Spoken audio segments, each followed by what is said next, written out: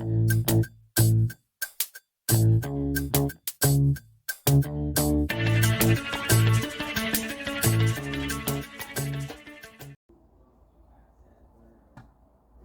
Schneider, PGA golf professional at the Steve Bosdosh Golf Academy.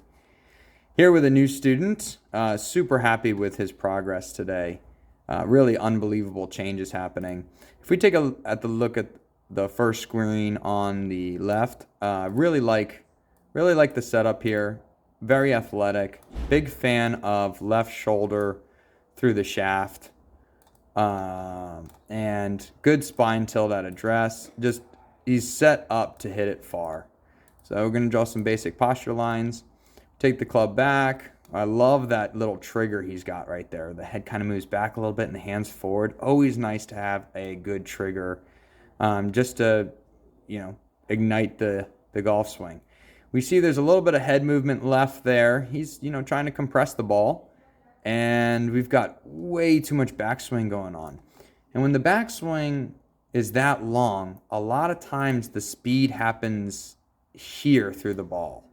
So what we worked on was getting the speed more on this side of the golf ball, having the speed towards the target rather than before the ball. Still moving left, backing off a little bit, does a nice job getting forward shaft lean. So there's a lot of really good things going on here, but we have to be really, really careful.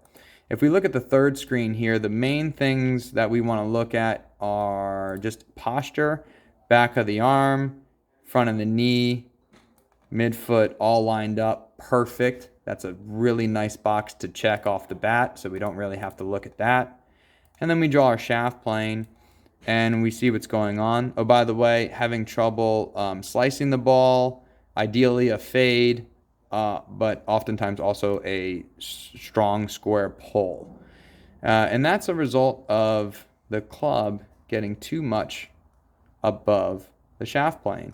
And when the club is that much above the shaft plane, likely it's going to be above the shaft plane on the way down. And that is going to cause the club to come outside the ball to inside the ball, which means the face has to be open to hit it relatively straight, which is a weaker shot there.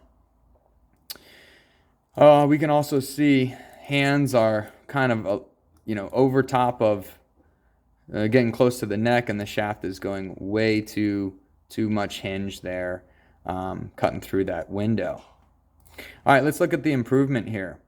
So we didn't really talk about setup at all. Thought it was really good setup. We talked about how the head was moving forward a touch, but that was secondary to getting the club on the swing plane.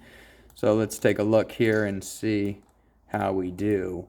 But again, we're focusing on getting that club on the shaft plane line and then trying to create speed in front of the ball. So we're still moving left, but look at the top of the swing. He's got just as much rotation and not nearly as much what I like to call garbage going on at the top. It's just so much cleaner. And believe it or not, this guy was hitting the ball a lot farther and straighter than this guy. Now, obviously you'd think it would be straighter, but farther, that's just like an added bonus because we're getting speed outside or in front of the golf ball.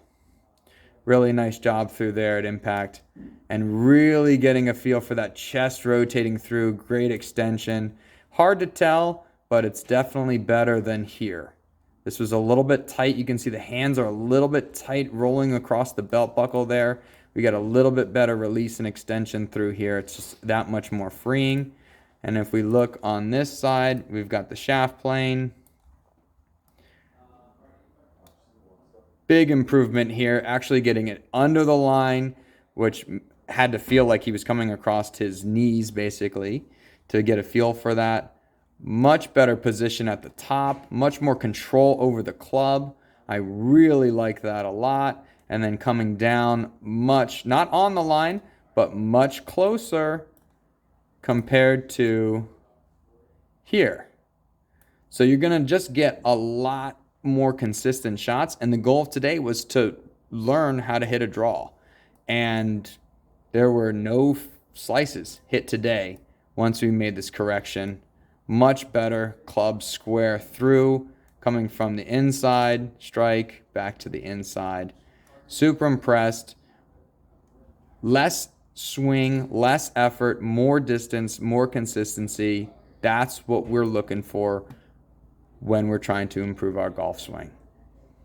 So if you need help with your swing, come see us at stevebozdosh.com. Check out our Cyber Academy, or go see your local PGA golf professional.